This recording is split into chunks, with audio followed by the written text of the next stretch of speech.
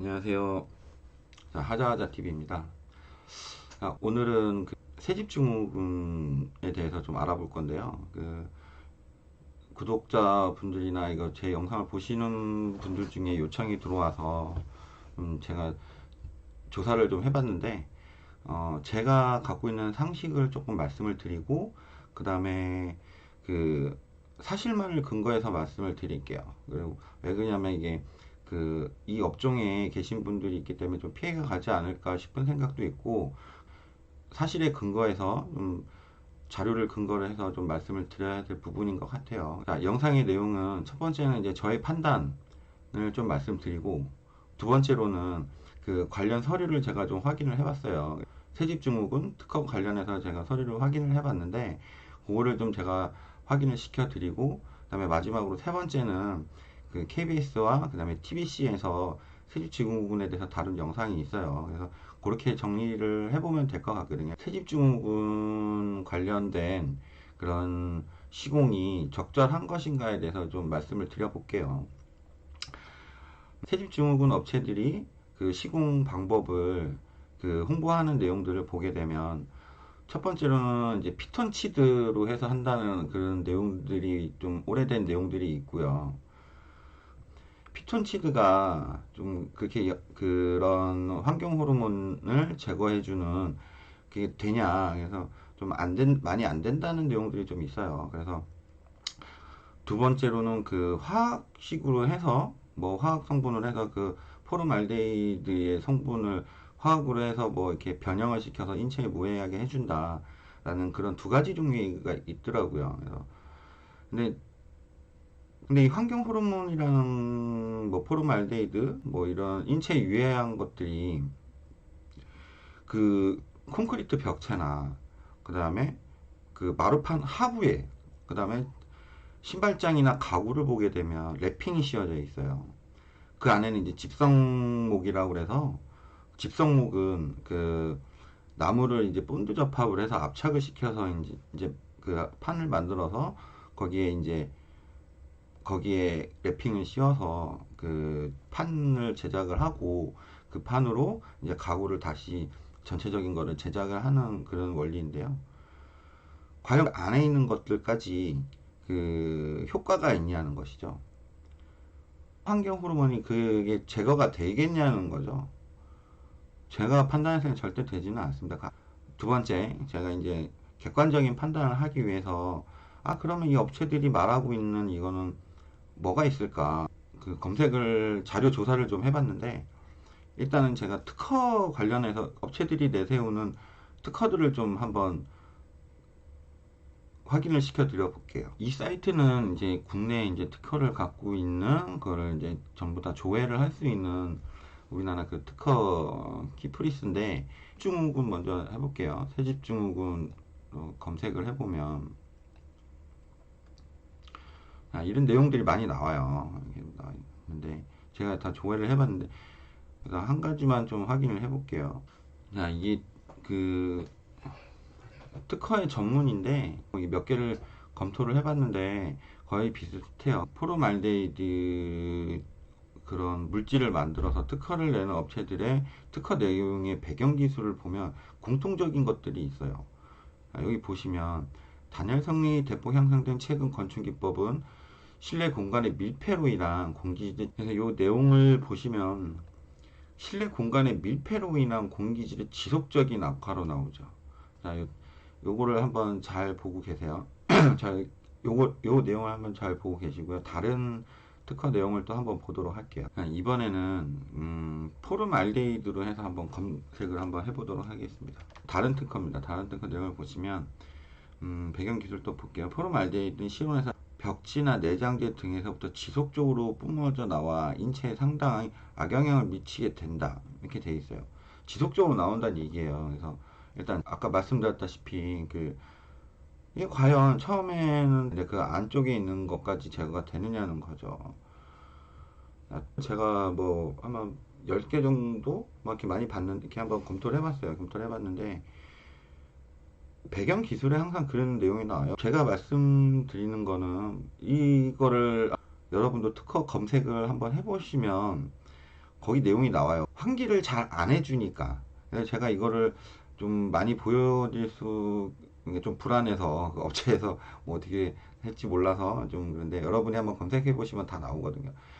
일단 전제가 환기를 못 하다 보니 뭐 이런 그 환경 호르몬이 나오는데 그 이 환경 호르몬이 나오는데 환기를 못 하다 보니 이게 전제로 깔려요.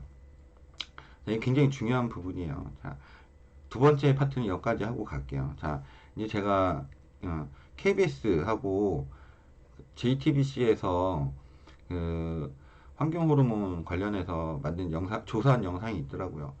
두 개의 영상을 보면 정리가 금방 되실 것 같아요. 그래서 그 두 개의 영상을 한번 연달아서 한번 보여드리도록 하겠습니다. 사철 맞아서 새 아파트로 입주하시는 분들도 많으실 텐데 그만큼 새집 증후군에 대한 걱정도 많이 있으실 겁니다. 새집 증후군을 완벽하게 없애준다는 상품들이 인터넷에서 많이 팔리고 또 직접 시공을 해주는 업체들도 굉장히 많이 생겼습니다. 그런데 100% 제거 이렇게 많이 나오죠. 100% 제거 이런 단어를 보면 사실 좀 의문이 들기도 합니다. 과연 그만큼 효과가 있는 것일까? 이런 생각을 갖게 되는데 오늘 팩트 체크해서 좀 다뤄보겠습니다. 김진일 기자가 나와 있습니다. 그 뭡니까? 들고 나온 게 그건가요? 네, 이게 소개해 주신 새집 증후군 제거제라는 겁니다. 예. 이렇게 새집에 이렇게 뿌리는 건데요. 예. 이게 주요 성분은 피톤치드라고 되어 있습니다. 예. 그러니까 인터넷에 새집 증후군 피톤치드 이렇게 치면 정말 셀 수 없이 많은 제품들이 나옵니다. 예. 그런데 4인 가족 기준으로 32평 집 한 군데만 뿌리려면 16리터가 필요하다는데 가격은 16만 원 정도가 됩니다. 업체를 통해 시공을 하면 비용은 더 비싸지는데요. 20만 원을 훌쩍 넘는 경우도 있었습니다. 예. 알겠습니다. 근데 가격이 좀 이렇게 비싸더라도 효과가 있다면 뭐 그건 할 수 있는 문제죠. 워낙 이 새집 증후군이 걱정이 많이 되니까. 근데 네네. 진짜로 새집 증후군이 없어지나요? 그래서 그 업체들이 올려놓은 시험 성적서를 보면 알 수 있을 것 같아서 저희가 한번 봤습니다. 예. 한번 보시죠. 한 업체가 올려놓은 시험 성적서인데 피톤치드가 새집 증후군을 유발하는 포름알데히드 같은 화학물질들을 없애준다는 내용입니다. 해당 제품을 주입했더니 시간이 지날수록 유해가스 농도가 눈에 띄게 떨어졌다. 이런 내용인데 예. 진짜 피톤치드가 효과가 있는 건지 이 시험을 한 시험 기관에 확인을 해봤는데 아주 재미있는 얘기를 들었습니다. 직접 한번 들어보시죠. 예. 인간이 하에서 가스를 주입했을 때 가스가 이제 농도가 줄어드는지 봐드리는 건데 폐전전 하게 되면 뭐 물만 넣어도 쓰겠어요. 포름알데히드는 물만 넣어도 당연히 쓰고요. 네, 그거는 뭐 어느 업체거나 다 그렇게 나와요. 그런 거는 예의가 없고요. 예. 네, 그러니까 아주 작은 밀폐된 공간에서 진행하는 실험 환경에서는 이 피톤치드를 뿌리나 물을 뿌리나 별 차이가 없다는 그런 설명이었습니다. 예. 그러니까 피톤치드만의 효과다 이렇게 보긴 어렵다. 그렇죠. 근데 이건 뭐 작은 공간이고 네네. 실제로 새집이라는 환경에서 해보면 어떨까요? 그래서 그것도 궁금해서 찾아봤더니 업체들이 올려놓은 자료가 또 있더라고요. 예. 한번 보시죠. 이 시험 성적서를 보면 포름알데히드, 뭐 벤젠 이런 수치들이 뚝 떨어지는 것을 볼 수 있습니다. 예. 그런데 이런 데이터들이 과연 이 피톤치드를 통해서 없어진 것인가라는 의문이 생겨서 이 사설 연구소에 저희가 직접 확인을 해봤습니다. 예. 그 내용도 한번 직접 들어보시죠. 약품의 효과다라고 제품에 얘기하기보다는 솔직히 시일이 지나면 솔직히 포름알데히드는 희가성이 있기 때문에 날아가는 부분이 있잖아요. 포름알데히드나 벤젠이나 에틸벤젠을 꼭 이것 때문에 줄어들었다라는 얘기가 아닌 거군요. 네, 그렇죠.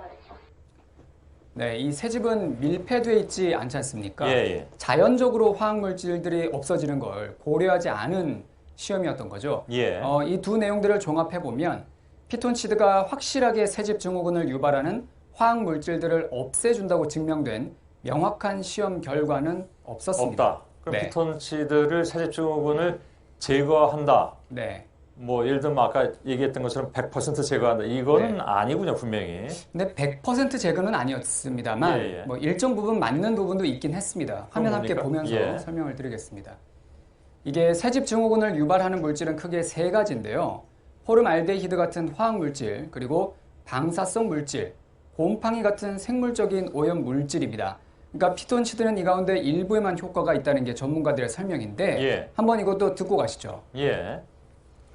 이제 집이 완성이 되고 나서 분사를 하신다면 진드기나 이쪽 부분, 그러니까 세집증후군의 원인 3가지 중에서 1가지 정도만 해결할 수 있는 거고요. 근데 그분들이 만약에 포르말데하이드나 이쪽을 뭐 벤젠이나 톨루엔을 내기 예로 두셨다면 그쪽 사람에 대해서는 효과가 없을 가능성이 상당히 높아요. 네, 이렇게 이야기하는 이유는 피톤치드의 실제 효과가 기대와는 다르기 때문인데요. 예. 그동안 연구된 피톤치드의 효능은 주로 뭐 살균이나 항균, 냄새 제거, 벌레 쫓는 효과 뭐 이런 것들인데 일반적으로 새집 증후군의 주요인으로 꼽히는 화학적 오염 물질에는 피톤치드가 특별한 영향을 미치지 못한다는 거죠. 예. 심지어 피톤치드 관련 업계에서조차 이런 지적을 했는데요. 이 내용도 한번 들어보시죠. 예. 새집 증후군은 새집에서 나오는 휘발성 유해 물질들, 그러니까 휘발성 유해 화합물들의 양이 많아져서 거기에서 장기간 노출된 사람한테 일어나는 증상이에요. 내부에 피막이 형성이 돼가지고 내부에 있는 가스 물질이나 고체, 액체, 기체가 갇혀져 있는 거거든요. 그게 나오는 시간이 걸려요. 향을 계속 뿌린다고 해서 그 새집 증후군에 없어질지 않는다는 얘기죠. 예. 네.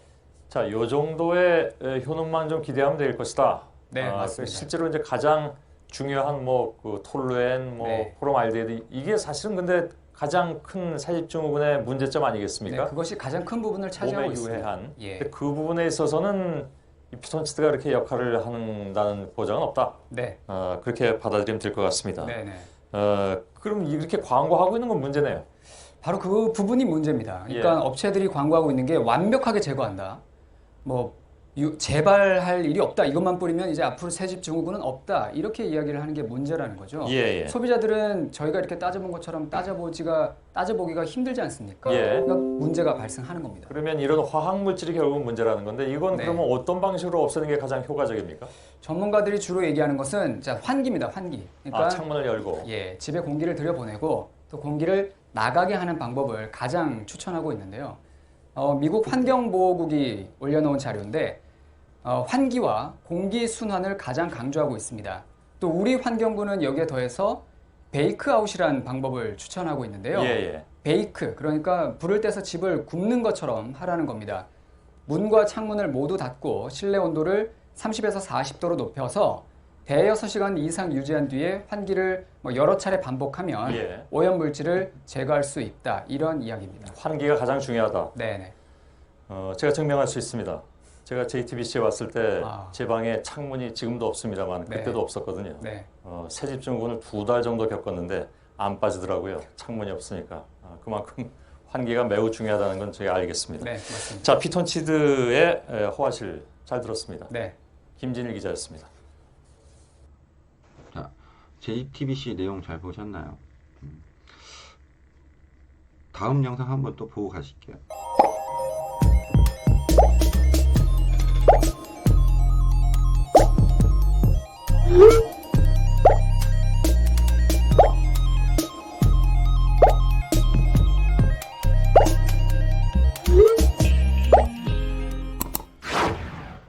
본격적인 봄 이사철인데요. 새집 가시는 분들은 새집증후군에 대한 걱정을 안 할 수가 없죠. 새집증후군 문제를 해결해준다는 전문업체들도 많아요. 100개가 넘는다고 합니다.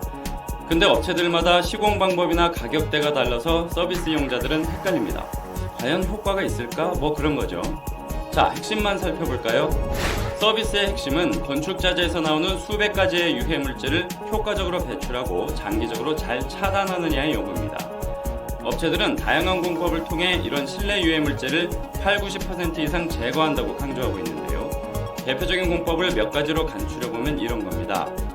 오존 성분을 이용해 오염물질을 제거하거나 플라즈마로 오염물질을 중화하는 방식, 또 친환경 촉매제나 피톤치드 용액을 분사하는 방식도 있고요.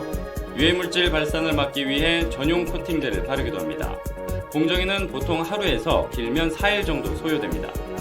근데 이런 작업이 단기적으로는 효과가 있을 수 있어도 장기적인 효과는 사실상 없다라고 볼 수 있습니다. 건축자재에서 나오는 오염물질들이 보통 3에서 5년 동안 지속해서 방출되거든요. 국립환경과학원이 과거 3년간 추적 조사에 발표한 자료에 따르면요. 신축 아파트의 새집 증후군 유발 물질은 입주 후 3년이 지나면 자연스럽게 대폭 감소하는 것으로 나타났습니다. 이는 바꿔 말하면 최소 3년 정도까지는 오염물질이 계속 나온다는 거고요. 환경부는 5년까지도 방출될 수 있다고 설명합니다. 집안 리모델링을 하거나 새 가구를 들이는 등의 변수에 따라 언제든 고농도로 방출될 수 있습니다. 한마디로 어떤 공법을 써도 새집 증후군 유발 물질을 단박에 또 완전히 제거할 수는 없다는 거죠. 전문가들은 업체들의 공법 자체에 대한 문제도 제기합니다. 특히 오존을 통한 방법은 미국 환경보호국도 2차 유해물질을 만들어낼 수 있어서 위험하다고 경고한 바 있습니다. 피톤치드는 고유의 살균, 항균, 방충 효과는 있지만 유해물질 제거 효과까지 검증된 적이 없습니다. 특히 유해물질을 제거한다면서 정체를 알 수 없는 또 다른 화학물질을 쓰는 경우는 가장 경계해야 한다고 하네요. 수백 가지가 넘는 유해물질과 결합해 또 다른 유해물질을 만들 수 있기 때문입니다. 그럼 가장 확실하고 공인된 새집 증후군 예방책은 뭘까요? 잦은 환기입니다. 특히 베이크아웃으로 불리는 환기법이 효과적인데요. 아시는 분은 다 아시죠? 밀폐 상태에서 실내 온도를 40도 가까이 올려서 8시간 정도 유지한 뒤에 2시간 이상 시원하게 환기하는 방법인데요. 환경부는 적어도 이 작업을 3번 이상 하기를 권장하고 있지만 수년에 걸쳐 유해물질이 배출된다는 점을 고려하면 장기적으로 꾸준히 해주는 게 가장 좋습니다. 한겨울이나 한여름처럼 베이크아웃하기 귀찮고 좀 힘든 상황도 있죠. 그럴 땐 그냥 하루 3번 이상 30분 정도씩 환기하는 습관만 들여도 큰 도움이 됩니다. 공기청정기를 쓰거나 공기정화식물 또 숯 같은 흡착제를 이용하는 건 부수적인 방법으로 권장됩니다. 결국 새집 증후군 해소 서비스를 이용하느냐 마느냐의 문제는 소비자 판단에 달려있는 거겠죠. 단기적 효과도 필요하다는 분들은 자신의 환경에 맞는 업체의 서비스를 이용하시면 됩니다. 다만 한 가지만 기억해주세요. 새집 증후군 유발 물질 제거에 사실상 왕도는 없다는 것이고요. 단시간에 완벽하게 제거해준다는 식의 광고는 일단 경계하실 필요가 있습니다.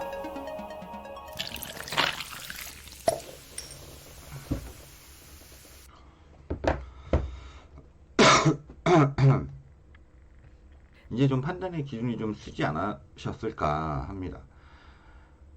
제 개인적인 판단으로는 아까 KBS 영상에서 나왔듯이 그 베이크 해주는 게 참 중요하다고 생각을 하거든요. 자, 오늘은 여기까지 하도록 하겠습니다. 구독하고 좋아요 좀 눌러주시고요.